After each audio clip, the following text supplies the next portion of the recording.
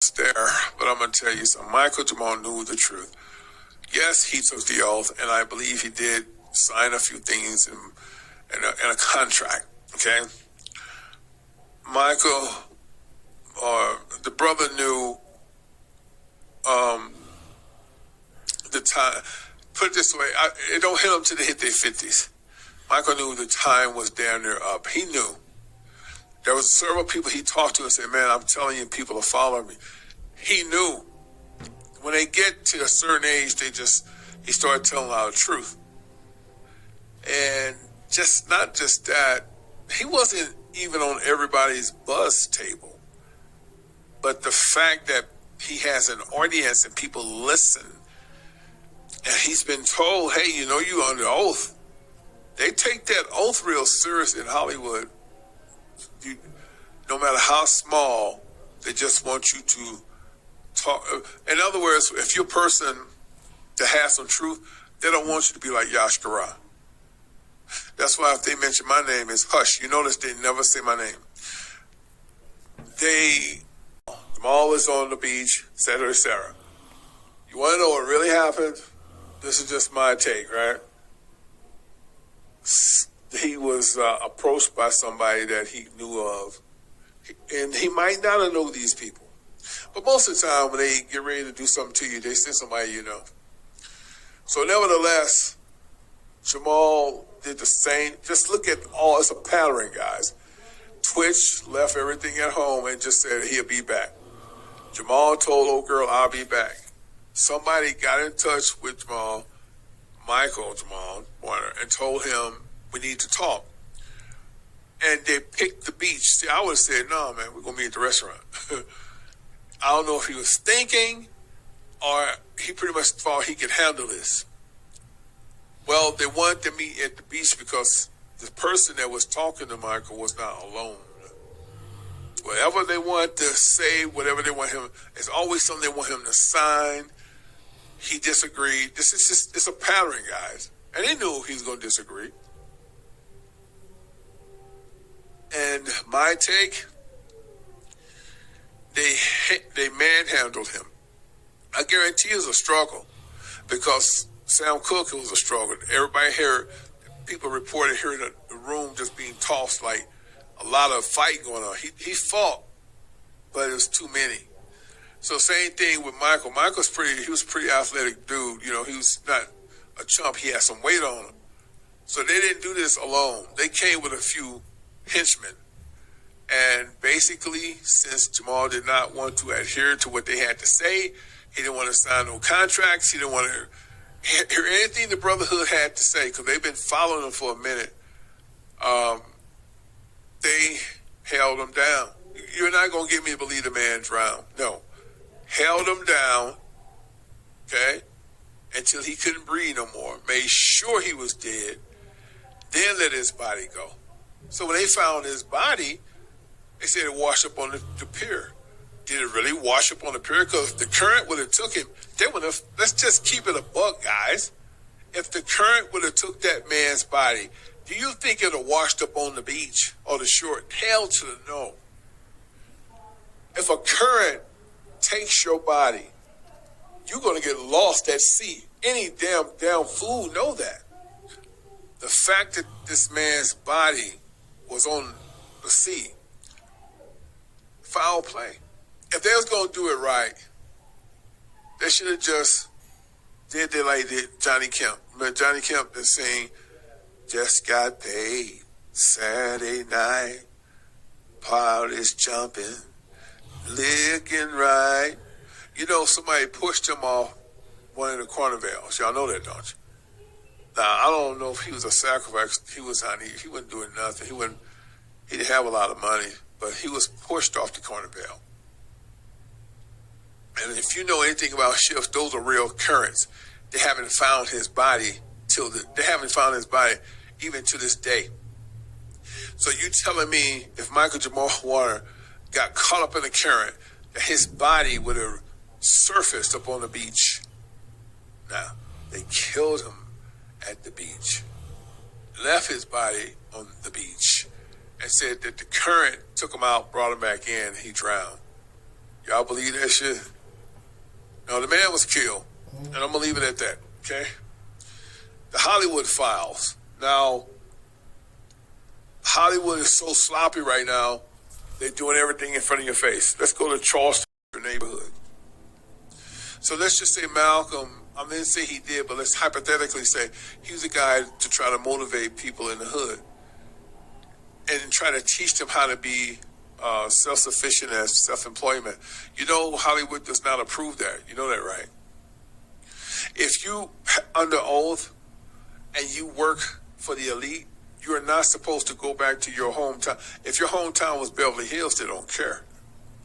But if your hometown is East St. Louis, dirty Virginia, I'm just telling you, Compton, Watts.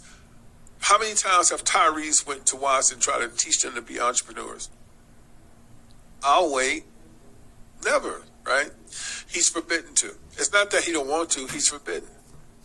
How many times have you saw Master P go? Now, Master P will have a showcase, a seminar, and invite you.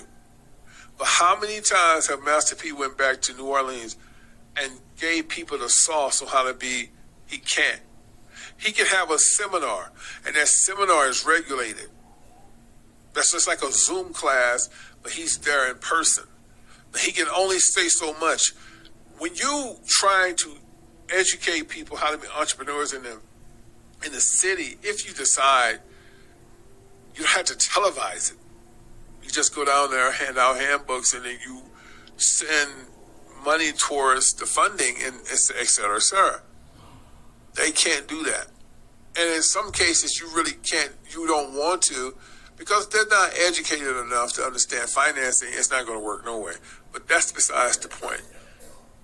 They want you to use Christianity in everything. They want you to talk about going to see movies, wearing certain clothes. They urge you to wear Louis and Gucci because Louis and Gucci give it to you for free. Most of them celebrities, they don't have to buy those clothes. They just want you to wear it in the public. The only person that's not been persuaded upon is 50 Cent. I have never seen 50. I'm not saying he don't do it because maybe y'all can pull something out the archive, but thus far, I haven't seen 50 ever promote Gucci, Chanel, Versace. It's always G-Unit, his own stuff. That's, you know what I'm talking about? But the most of the people, especially content creators, they're big on that. And as they sign contracts, they want them to continue that lifestyle. But you can't go, listen, you can't go back to your hometown and feed the homeless. Did you know that? Once you're a part of the elite. Okay? I think Michael, hold on a second. I gotta write something down because I'm gonna forget. Hold on.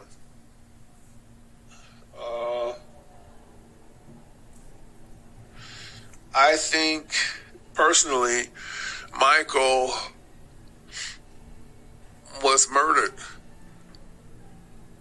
Now I'm gonna show you the pattern. Now watch this. This is why I stopped doing these types of things, because I can see them, and I try not to get in the middle. But I'm gonna do this on my speaker show. Okay, when they doing these patterns, they are very sloppy. Okay, let's go back to Pimp C. When Pimp C said all that stuff about the gays in hip hop, when Pimp C rented the room out, he went into a hotel room. Did you know there was 2 or 3 people that came to his hotel room? You know the kicker? That every last one of them people he knew.